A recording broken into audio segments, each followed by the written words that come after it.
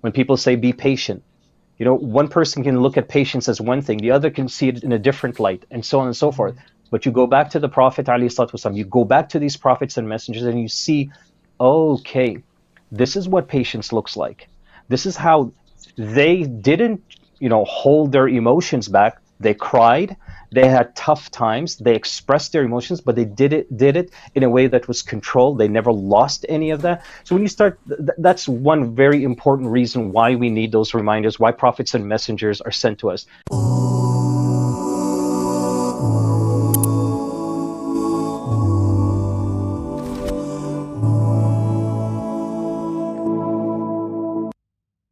Assalamu alaikum. Welcome to our next episode of Quranic Transformation, continuing with our beloved Sheikh Musleh Khan. And this one will continue from verse number 15 till the end of the surah. So let's begin with the recitation, Sheikh. JazakAllahu khair. أعوذ بالله من الشيطان الرجيم إنا أرسلنا إليكم رسولا شاهدا عليكم كما أرسلنا إلى فرعون رسولا فعصى فرعون الرسول فأخذناه أخذا وبيلا فكيف تتقون إن كفرتم يوما يجعل الولدان شيبا السماء منفطر به كان وعده مفعولا إن هذه تذكرة فمن شاء اتخذ إلى ربه سبيلا. Should we continue to the end? Yes, please. Okay. إن ربك يعلم أنك تقوم أدنى من ثلثي الليل ونصفه وثلثه وطائفة من الذين معك والله يقدر الليل والنهار علم أن لن تحصوه فتاب عليكم فاقرؤوا ما تيسر من القرآن علم أن سيكون منكم مرضى وآخرون يضربون في الأرض يبتغون من فضل الله وآخرون يقاتلون في سبيل الله فاقرؤوا ما تيسر منه وأقيموا الصلاة وآتوا الزكاة وأقرضوا الله قرضا حسنا وما تقدموا لأنفسكم من خير تجدوه عند الله هو خيرا وأعظم أجرا واستغفروا الله إن الله غفور رحيم. JazakAllahu khairan. Yeah. So inshallah, it's beginning with the concept of, I think, subhanAllah, we ended the last episode with talking about Fir'aun. And I think the notion of the messengers, right? I think connecting that to what you mentioned in the last episode about Allah giving you another day. That is definitely a sign of opportunity and His mercy that's another opportunity for you. And I think I would probably see Allah sending the messengers as reminders, as guide, as teachers to implement that and be a role model. I think you also mentioned that in the previous episode about how the Rasulullah sallallahu alaihi wasallam demonstrated that and went through all the pain and sabr and patience for the religion and the deen to come to us and so on and so forth. So do you want to add something on that notion of Allah sending down messengers for us?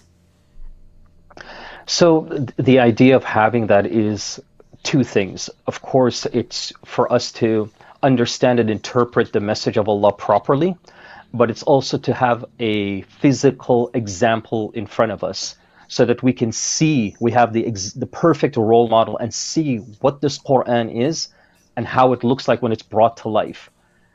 All of us need that. I mean, with every etiquette and mannerism that we need to have to be a good person, we always need a role model so we can see it come to life. When people say be patient, one person can look at patience as one thing, the other can see it in a different light, and so on and so forth. But you go back to the Prophet ﷺ, you go back to these prophets and messengers, and you see, okay, This is what patience looks like. This is how they didn't, hold their emotions back. They cried. They had tough times. They expressed their emotions, but they did it in a way that was controlled. They never lost any of that. So when you start, that's one very important reason why we need those reminders, why prophets and messengers are sent to us. And Allah tells us in another surah, in Surah Al-Ra'd, that the prophets and messengers, they were sent to us as an example of guidance. So their leadership is also important. So I always tell students that whenever you get lost in the deen, meaning that, if you get confused with all the different opinions, all the different shuyukh and imams and masajid have their way of doing things. This is our constitution. You go back to the Quran and Sunnah. That's how it's supposed to be.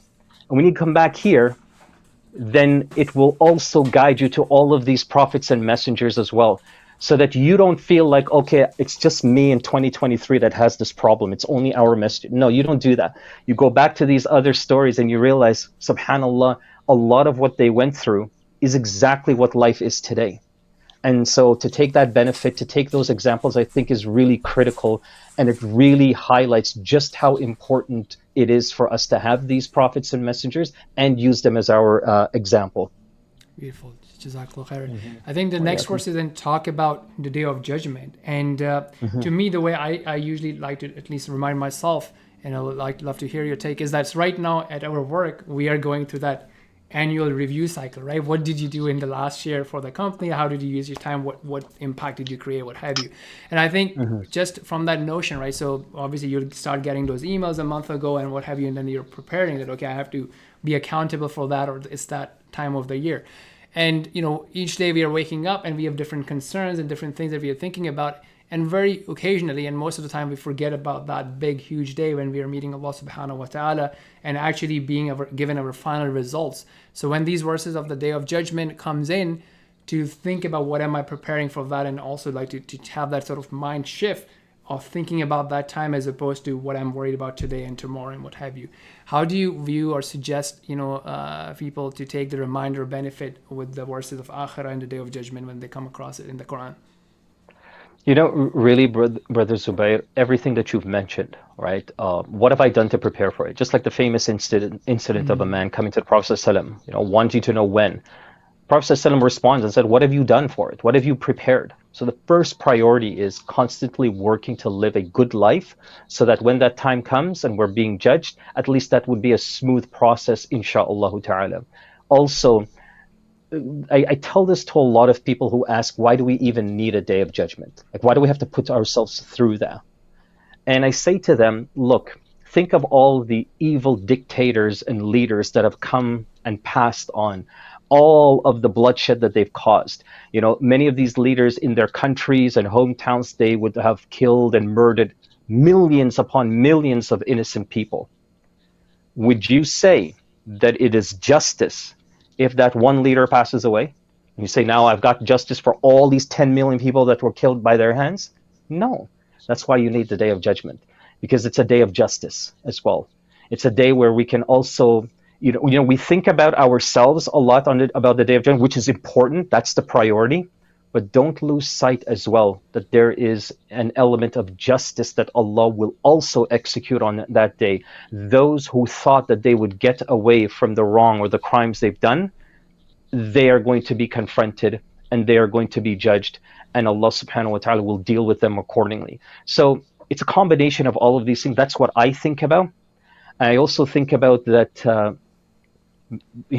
stand in front of Allah, is an incredibly powerful, I don't know if I call it a reflection, but it's an incredible, powerful thought. Just thinking about you're going to be there all by yourself. You can't talk to nobody. It's just you and the judge. And every single word and action you've done is brought to you. And then you have all of mankind watching you go through this. You don't want to be a hypocrite. You don't want to live, a double standard life. You want to just be fair and you want to be honest as much as possible. So you avoid that tense moment, but you also avoid the public embarrassment and humiliation that someone might face in front of all of mankind. So I tell students that when you put all of this together, just remember I call them mini rehearsals of the Day of Judgment that we have in this world, like Jum'ah. The essence and the core of Jum'ah is like a mini rehearsal of the Day of Judgment. The entire Ummah comes together and does the same thing. We just experienced it in Ramadan. This is another rehearsal. Hajj is probably the biggest rehearsal we have on this planet that prepares us for that day. So don't take these things for granted. Don't take them as just like rituals that we have to perform and walk away. No, the deeper wisdom behind it is so that you continue to reflect on that day by striving to do your best now, inshallah ta'ala. May Allah make it easy for all of us. I mean, JazakAllahu khairan. So inshallah, jumping on the last one, I think there's a lot of different themes. Of one thing that jumps out to me in how the surah ends is the notion of at the end of the day. I mean, I know some people sometimes we think, oh, Islam expects a lot of me, right? But if we really look at it, and I think that this is a great example of that, is the amount of expectation that we have when you have a full-time job, right? They expect you to give at least 40 hours of your week, if not more, right? Amount of expectation a university have for you to get a bachelor's or a master's degree compared to, the basics that Allah subhanahu wa ta'ala, as we see here, that, there's even what we talked about in the beginning of that, the surah about Qiyamul Layl, and it's an optional thing. If you don't pray it, you're not really sinful or accountable for it. And as it says here, right, that do what you can, and at the end of the day, if you establish your salah, you give your zakah, right, and you do your siyam and what have you, in the basics, right, it's a very small part of your life that is expected for you to maintain and be principled about and to get to Jannah, right? So in that sense, would you agree that Islam is not too difficult? There's nothing difficult about Islam. Period. I mean, Allah Himself tells us that in Surah Al-Hajj, right? وَمَا جَعَلَ عَلَيْكُمْ فِي الدِّينِ مِنْ حَرَجٍ, and never put for you in this deen any kind of pain and hardship. So why do people feel that and experience that? The ulama give us a number of reasons, but some of them is the lack of consistency or even commitment, right? Some people really go full turbo speed in Ramadan or on Jum'ah day or special occasions, and then that sort of dies out until another moment comes again. And they kind of wait for those moments to spark or ignite something in them. You can't depend on that, right? Allah loves things that are consistent. So consistency is what links us to when Allah says, do what you can. It's Allah's way of saying to us, do what you can that you can handle consistently and you can maintain. That's the starting point that I want you to be at. So that's why this ending of the surah, you have that Allah tells us to read the Quran, and then next part of the verse, read whatever is easy for you. So it's not like, okay, read the Quran, find the easiest surahs and really start there. Like, it just cannot go any simpler. And then the last thing you mentioned, of course, the compulsory acts, the salah, the zakat, and so on. We all know the hadith of our Prophet ﷺ that the ibadat or worship that is most beloved to Allah are the compulsory acts of worship. The ulama, they say that the reason why is if you master and perfect and you have consistently in your life all of the compulsory thing Allah wants, the doors of doing extra and the doors of doing more are automatically open for you. So everything that we need to maintain that balance and consistency is all found at the end of the surah. As a matter of fact, Brother Zubair, I wrote an entire 2-day course just on this last ayah. Like, that's how important and comprehensive it is. Yes. Like, literally for 2 days, only this one ayah. It has everything that you need to maintain and develop that consistency. Inshallah, Allah Mubarak. And I think the other thing I picked up on is that, the mindset, right? Even when you're seeking wealth, right, or education, research, success, or even da'wah, right? The mindset that it gives you about, subhanAllah, where did it go? يَضْرِبُونَ فِي الْأَرْضِ يَبْتَغُونَ مِنْ فَضْلِ, right? So you are striving, you're making that effort, and that could be your business or your job or your careers or education, whatever. But the mindset is that you are seeking the fadl, the bounty, and the success from Allah subhanahu wa ta'ala, and not the perspective of that, okay, I'm so strong, I'm so disciplined, I'm so smart, and I'm going to make it happen. You're putting in your best effort, but at the same time, you have that connection and that hope for seeking that from Allah subhanahu wa ta'ala. And that becomes your worship. So even though you are seeking something good for your life, and it becomes your worship. I think last two things that we can potentially wrap up with.